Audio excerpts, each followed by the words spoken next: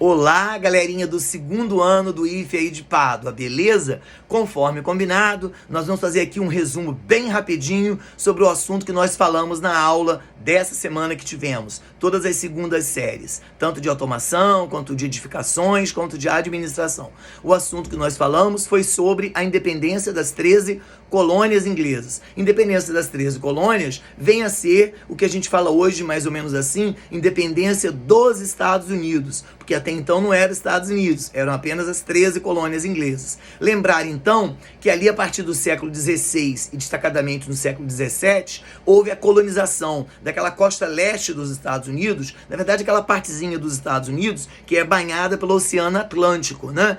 Chicago, Nova York, Baltimore, Carolina, Virgínia, até a proximidade da Flórida. Essa região, que é banhada pelo Atlântico, a Inglaterra ocupou nos séculos XVI e XVII, mas são 13 colônias inglesas, mas são 13 colônias com características muito distintas. A parte centro-norte, para ficar fácil para vocês, mais ou menos de Nova York para cima, e a parte de mais ou menos de Nova York para baixo, Carolina, Virgínia em direção à Flórida, é a parte sul. Então, quais eram as características desse norte? Esse norte é uma área de clima temperado, fronteira com o Canadá, caminhando para clima frio, né, e muito úmido. Nessa área não tinha como a Inglaterra desenvolver uma agricultura tropical. Então ali não dá para plantar tabaco, algodão, cana, café ou algodão. Então ali houve um comércio local, quem ia para lá eram pessoas que sabiam que o desafio ia ser grande, então são pessoas que acabaram desenvolvendo pequeno comércio, pequena propriedade. Como são pessoas, se não pobres, são pessoas brancas, mas com um nível de renda mais ou menos pequeno a médio, essas pessoas desenvolveram uma espécie de comércio de uma pequena propriedade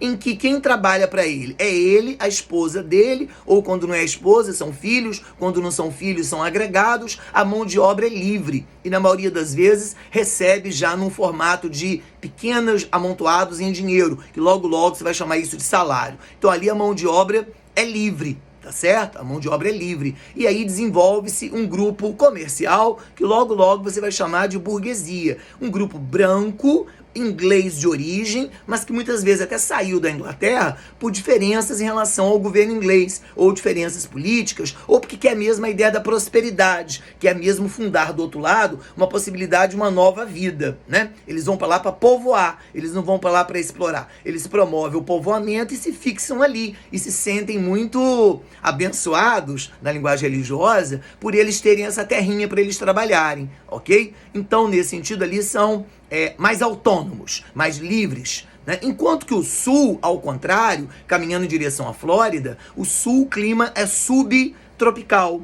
E sendo subtropical, são áreas mais quentes. Então a Inglaterra logo entendeu que ali ela poderia cultivar o produto que ela mais desejava. E o produto que ela mais desejava era o algodão. E aí quando ela institui a agricultura de algodão, ela institui a agricultura de algodão em grandes propriedades, grandes lavouras, em latifúndios, monocultura e com mão de obra escrava negra, oriunda de África. Então, para ali, ela também, do mesmo modo que Portugal e tantos outros, ela desenvolve o tráfico horroroso de humanos negros, de homens e mulheres pretas, oriundos de África, para trabalhar ali como escravos. Então, você perceba que são colônias inglesas, mas são colônias com características diametralmente opostas, tá certo? São colônias com características muito distintas, o norte do sul.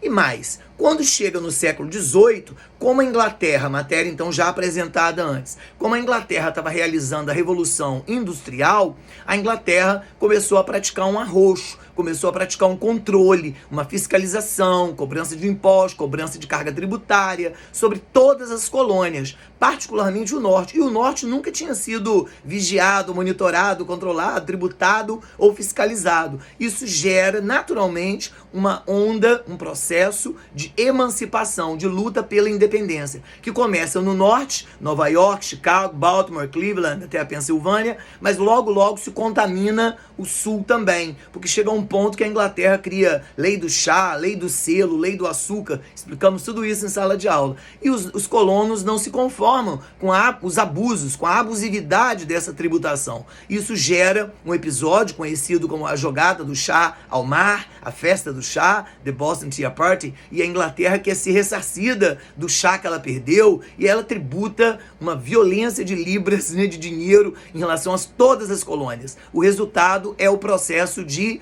independência, a declaração de independência, que vem ali em julho, 4 de julho de 1776. Vem uma longa batalha, porque a Inglaterra não aceita tão imediato e tão prontamente esse processo de independência, e a Inglaterra acaba perdendo, né? Os Estados Unidos vencem, se emancipam, e o modelo americano passa a ser muito claro. Os Estados Unidos, rompidos com a Inglaterra, não adotam o modelo inglês, não adotam a monarquia parlamentar. Eles fundam uma república, que é o que é até hoje. Uma república do tipo presidencialista, um presidente eleito de 4 em 4 anos, e uma república presidencialista federativa, que vale dizer, cada estado, ao norte ou ao sul, cada estado tem sua própria legislação sobre os mais variados assuntos. Às vezes vale escravidão no sul e não vale escravidão no norte. Ou hoje em dia, vale pena de morte aqui e não vale pena de morte lá. Vale aborto num lugar, não vale o aborto no outro, né? Então, é uma estrutura, é um pacto verdadeiramente federativo. Eles inventaram o que a gente chama de modelo republicano, presidencialista e federativo.